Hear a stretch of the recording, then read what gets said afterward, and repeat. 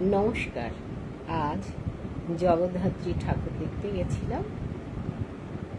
জগদ্ধাত্রী, জগৎকে যে ধারণ করেছে মা, সেই মা জগদ্ধাত্রী।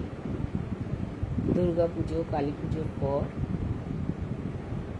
জগদ্ধাত্রী পুজো আসে। সবার মনে মায়ের এই পুজোর সময় কত আনন্দ।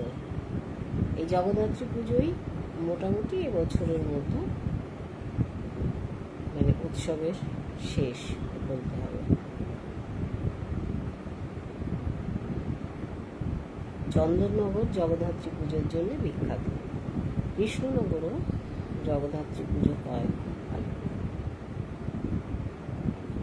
কৃষ্ণনগরে আমার শ্বশুর বাড়ি ছিল,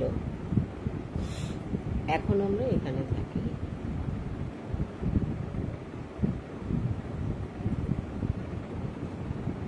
নমস্কার।